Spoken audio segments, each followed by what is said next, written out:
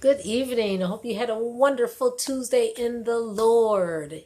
August 27th. Oh my goodness. At the tail end of the month. But God has been so faithful to us from the beginning of the month, beginning of the year, up to now, and forever He will be. So I'm going to start with the chapter in Samuel. It's 1 Samuel 13. And we've all been in this situation, I'm sure, even as a child and maybe still as an adult, where we have something in our mind. We have great intentions, right? But we have bad instructions, right? I don't know if I could say our heart might, have meant good, but at least our logic, right? But because we didn't seek the wisdom of the Lord, things just fell apart. Well, this is what happened to Saul. So there was a battle that happened, and Saul took 2,000 men, and his son Jonathan took 1,000 men. Anyway, there was a victory. And then the Philistines heard about that victory, and they were like, oh no, we're not going to have this. So I think there were like 30,000 chariots that the Philistines conjured up, and maybe 6,000 horsemen, and then so many soldiers, as many as like the sand on the shore. That means that you can't even number the amount of soldiers. So in turn, the Israelites became extremely afraid, fearful. They started hiding in caves and behind rocks and, just disguising themselves, right? Because they were full of fear. And they started leaving.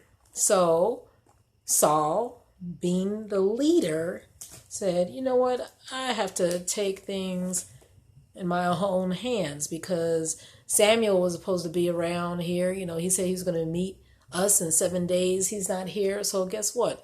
I'm going to offer the sacrifice to the Lord, a burnt offerings and fellowship offerings, and because we want the Lord's blessing.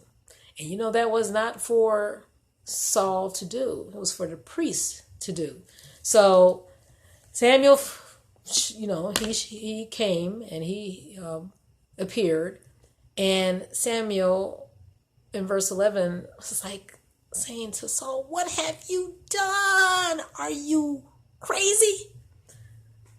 And pretty much, Saul was giving him the explanation. Yeah, the people were scattering, and you didn't come at the time appointed, and the Philistines gathered themselves, together, about to fight. And I would never want to hear this about something that I've done for the Lord. Samuel responded, what you have done so foolishly. Thou hast not kept the commandment of the Lord thy God, which he commanded thee. For now you would have had an established kingdom forever, but now it's going to be cut short. And in verse 14, the Lord hath sought a man after his own heart. That's what I'm saying. You have to search the heart. Was it that, you were trying to get credit? Were you just, quote unquote, doing too much, being presumptuous and outside the will of the Lord? How many of us have been in that situation? Oh, for the grace and the mercy of the Lord, for giving us another chance.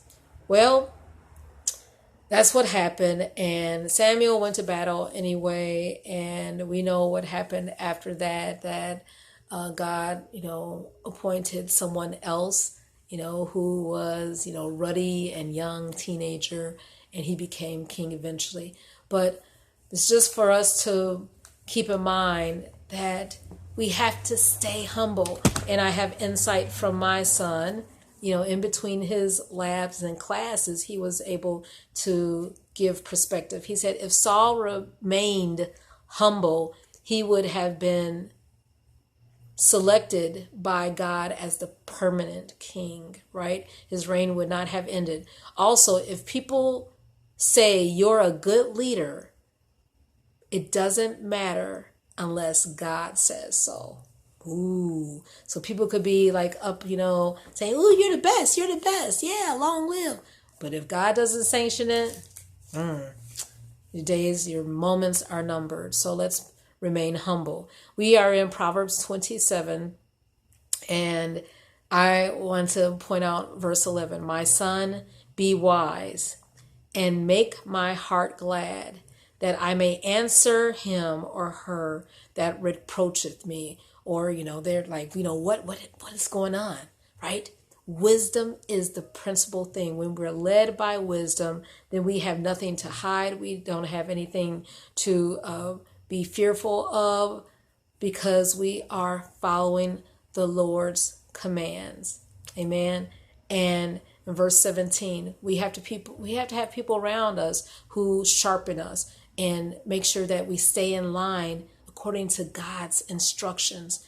And it says, iron sharpeneth iron. So a man sharpeneth the countenance of his friend. He increases the wits. He makes sure that we are sharp, and where our hearing, most of all, is in tune with the Lord at all times. Let's seek people of that heart, of that mind, of that nature to be around us, so that we will ever do God's will. Okay, hope you have a wonderful evening in the Lord.